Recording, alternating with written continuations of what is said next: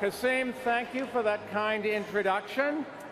And let me thank all of you for welcoming an outsider here to deliver what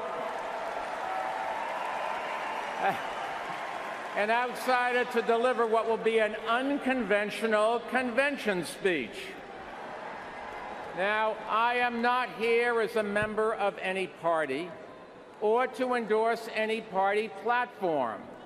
I am here for one reason: to explain why I believe it is imperative that we elect Hillary Clinton as the next president of the United States.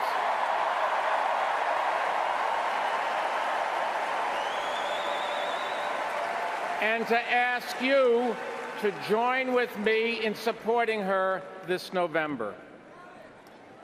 You know, when the Founding Fathers arrived here in Philadelphia to forge a new nation, they didn't come as Democrats or Republicans or to nominate a presidential candidate. They came as patriots who feared party politics, and I know how they felt. I've been a Democrat, I've been a Republican, and I eventually became an independent, because I don't believe that either party has a monopoly on good ideas or strong leadership. When I enter the voting booth each time, I look at the candidate, not the party label. I have supported elected officials from both sides of the aisle, and probably not many people in this room can say that. But I know there are many watching at home who can. And now they are carefully weighing their choices. I understand their dilemma. I know what it's like to have neither party fully represent my views or values. Too many Republicans blame immigrants for problems, and they stand in the way of action on climate change and gun violence. Meanwhile, many Democrats, I think wrongly, blame the private sector for our problems, and they stand in the way of action on education and deficit reduction. There are times when I disagree with Hillary Clinton, but let me tell you, whatever our disagreements may be, I've come here to say we must put them aside for the good of our country.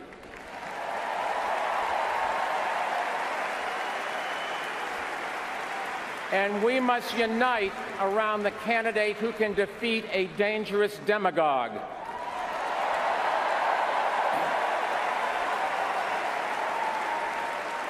I believe it's the duty of all American citizens to make our voices heard by voting in this election. And if you're not yet registered to vote, go online and do it now. This is just too important to sit out. Now, we've heard a lot of talk in this campaign about needing a leader who understands business. I couldn't agree more. I built a business, and I didn't start it with $1 million check from my father.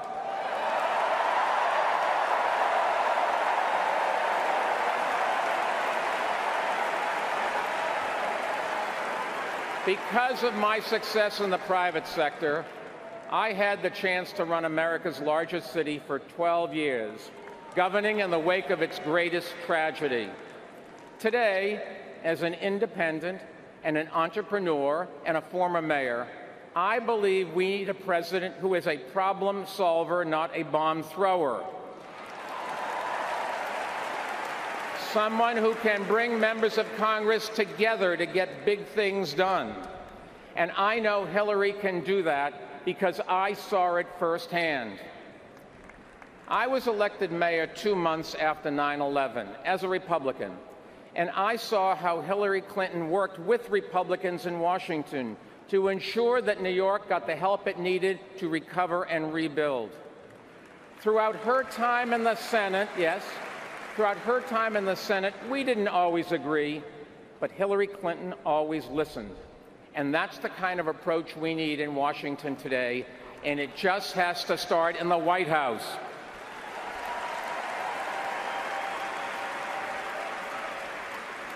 Given my background, I've often encouraged business leaders to run for office because many of them share the same pragmatic approach to building consensus. but not all. Most of us who have created a business know that we're only as good as the way our employees, clients, and partners view us. Most of us don't pretend that we're smart enough to make every decision by ourselves. And most of us who have our names on the door know that we are only as good as our word, but not Donald Trump.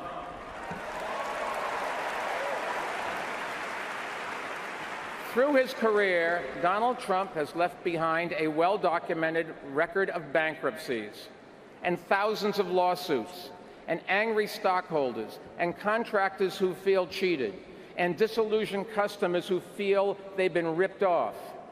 Trump says he wants to run the nation like he's running his business? God help us.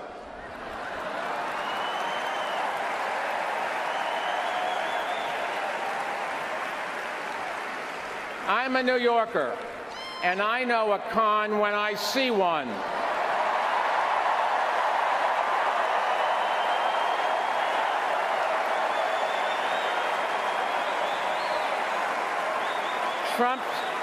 Trump says he'll punish manufacturers that move to Mexico or China, but the clothes he sells are made overseas in low-wage factories. He says he wants to put Americans back to work, but he games the U.S. visa system so he can hire temporary foreign workers at low wages. He says he wants to deport 11 million undocumented people, but he seems to have no problem in hiring. What I miss here?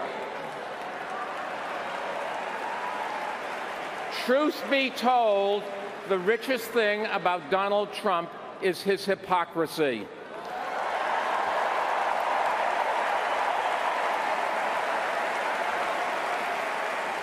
He wants you to believe that we can solve our biggest problems by deporting Mexicans and shutting out Muslims. He wants you to believe that erecting trade barriers will bring back good jobs. He's wrong on both counts.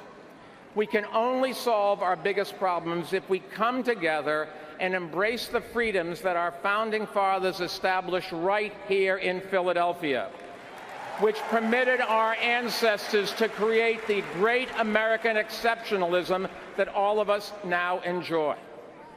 Donald Trump doesn't understand that. Hillary Clinton does.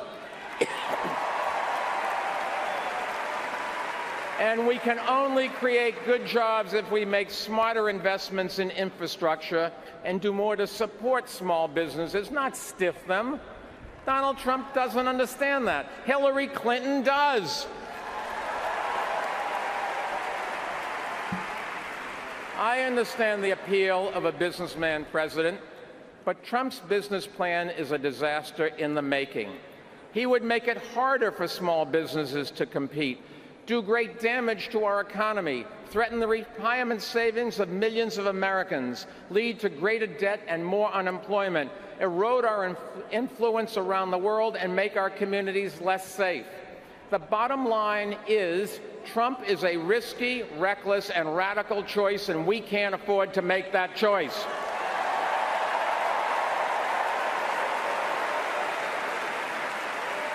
Now, I know Hillary Clinton is not flawless. No candidate is. But she is the right choice and the responsible choice in this election. And no matter what you may think about her politics or her record, Hillary Clinton understands that this is not reality television. This is reality.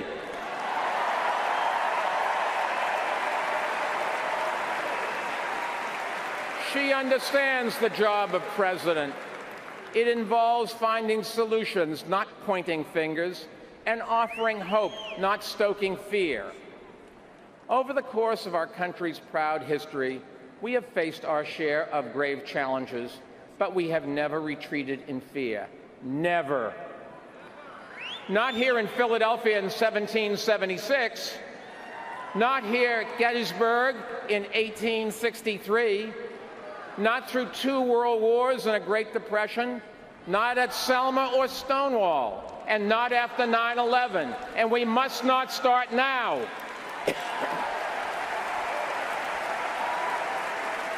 America is the greatest country on earth. And when people vote with their feet, they come here. The presidency of the United States is the most powerful office in the world. So I say to my fellow independents, your votes matter now.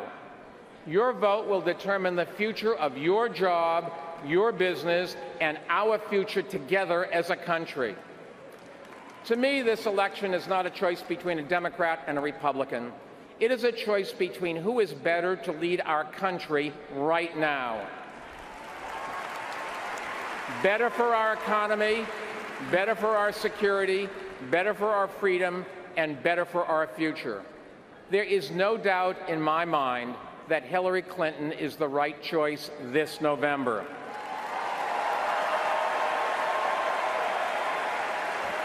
So tonight, as an independent, I am asking you to join with me, not out of party loyalty, but out of love of country. And together, let's elect a sane, competent person with international experience,